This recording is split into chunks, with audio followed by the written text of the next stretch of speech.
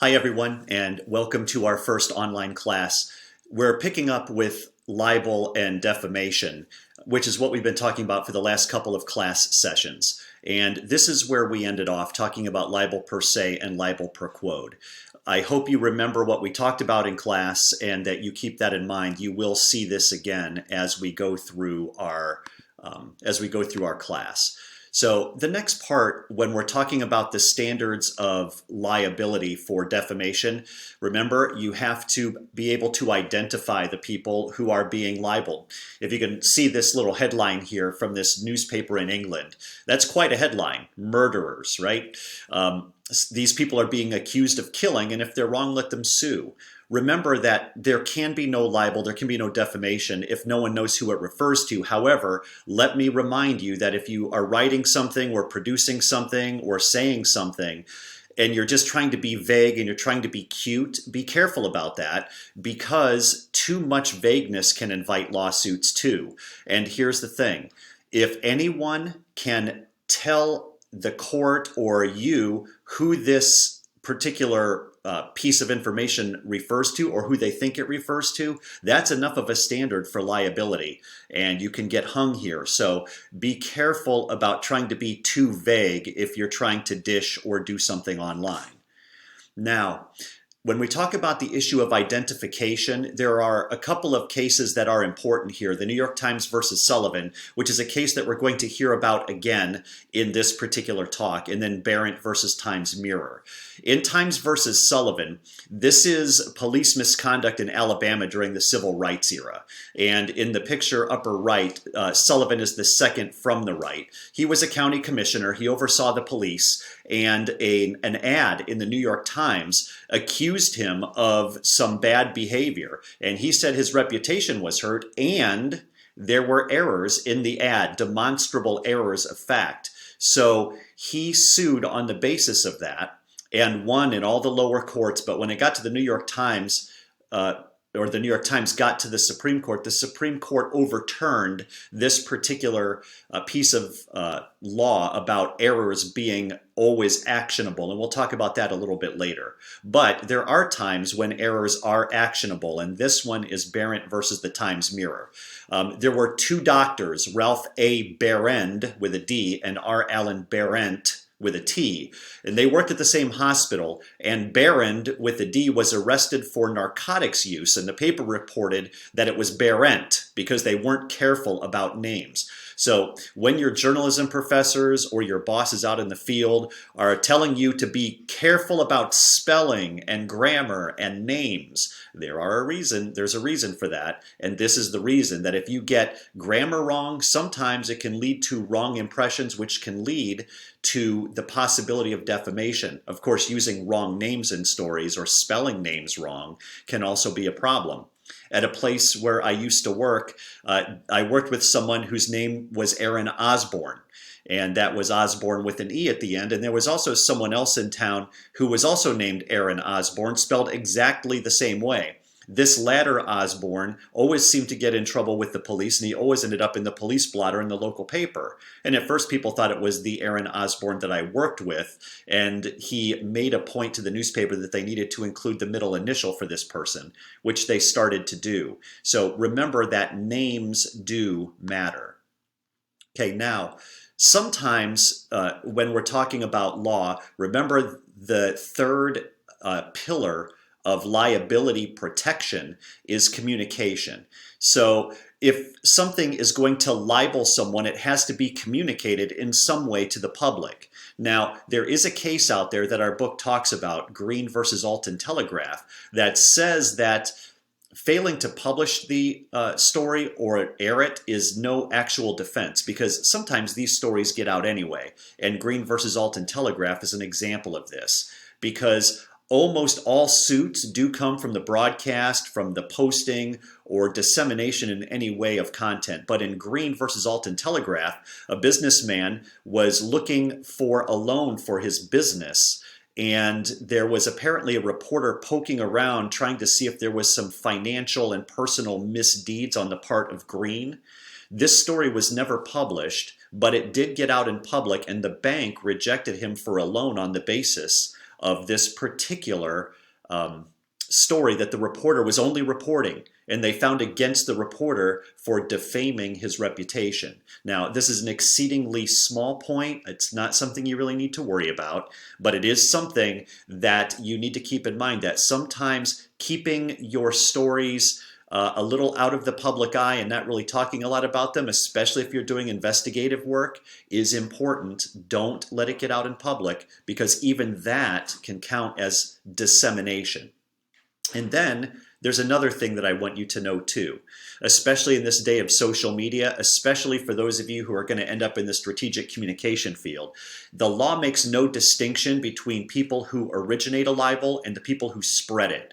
So let's say if you hear a libel, someone says, hey, Chris Underation, he's a cannibal. And you start repeating that. Did you know that Underation is a cannibal? And you spread this around, and I find out that it was you who said it, even if you heard it second or third hand from someone else, I can actually sue you if I can prove the pillars of defamation were not met. So just keep in mind that this is a possibility. And here's how this works, because someone who spread a libel cost the Boston Herald newspaper millions within the last decade. Here's the case: Murphy versus Boston Herald. And in this, a reporter used an anonymous source. And the anonymous source came out of a closed courtroom. It was a 14-year-old girl who was allegedly raped by an older man. And because the 14-year-old is a juvenile, the court was closed, but the newspaper wanted to cover it. So when the case finished and the attorneys came out, one of the reporters was talking to one of the attorneys, and one of the attorneys said, oh man, you won't believe what Judge Murphy said. He told this 14-year-old rape victim to just get over it. It was terrible. So you see the little picture here called Murphy's Law, right? This is the story that resulted in the defamation lawsuit. The thing was, the reporter didn't hear this comment firsthand. He heard it from an attorney. He was told it. He didn't really check it.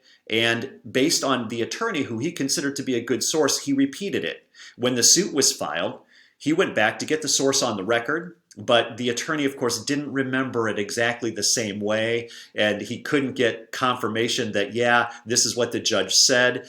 And the Boston Herald newspaper doubled down on their reporter, like most newspapers will do, and they said, we support our reporter, but the reporter couldn't get this information brought into the public realm. So as a result, the lack of care in reporting was taken as evidence of malice. Okay, and remember, malice is part of fault, and fault is your strongest pillar of defamation defense. So a lack of care in your reporting is considered evidence of malice, not the words, but your actions as a reporter or as a media professional.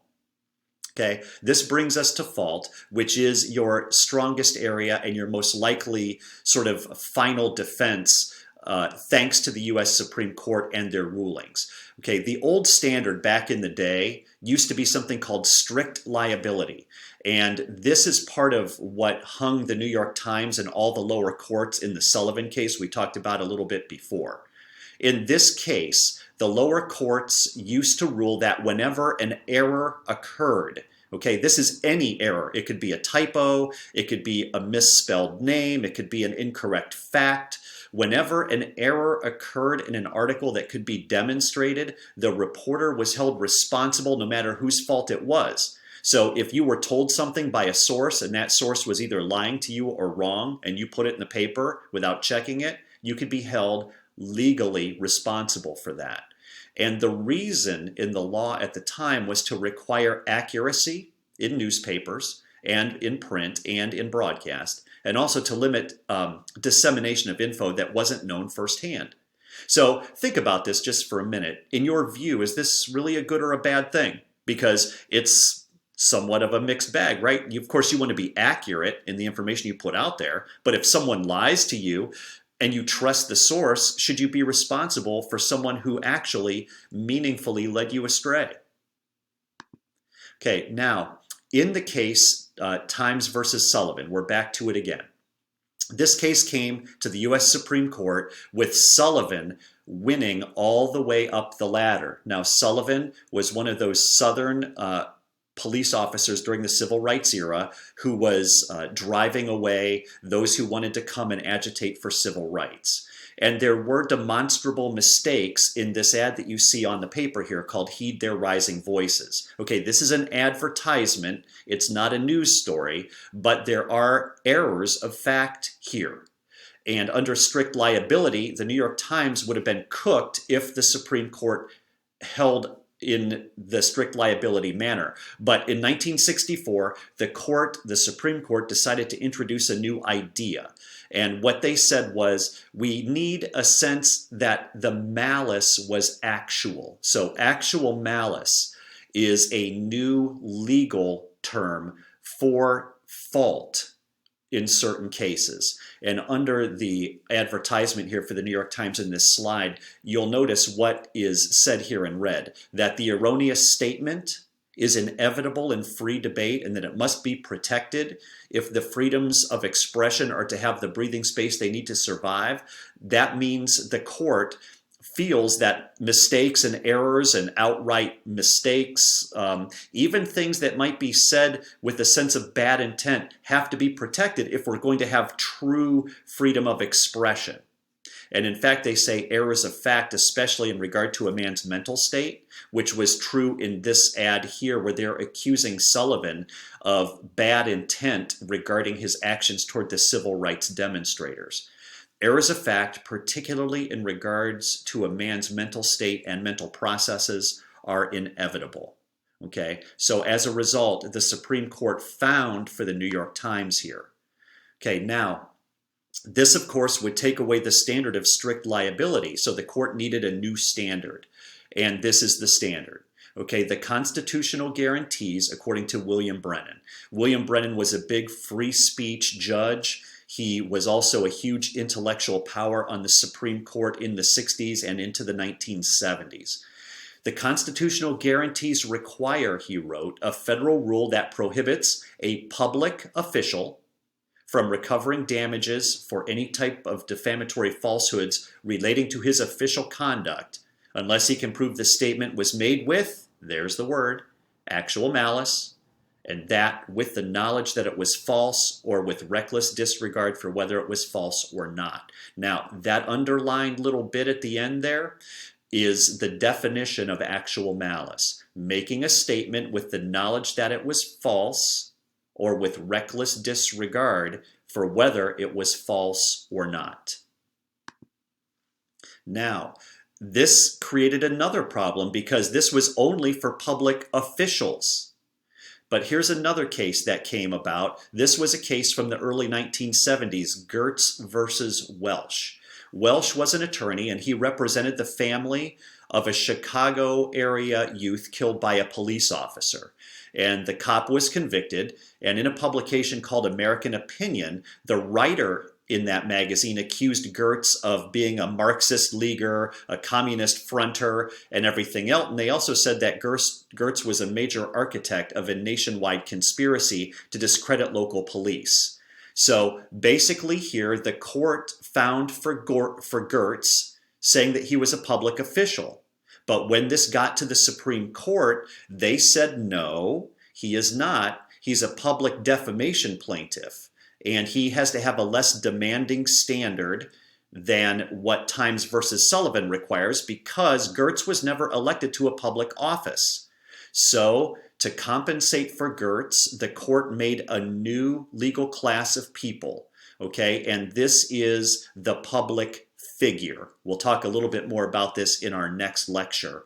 But this public figure is something different altogether. So we're just going to stop here. Remember, for this lecture, here's what you need to know. That the Supreme Court got rid of strict liability. They instituted actual malice. Know the definition of actual malice. And also, you will need to understand public figures, which we'll talk about more in our next lecture. So we're going to stop here for now, and we'll pick up here next time.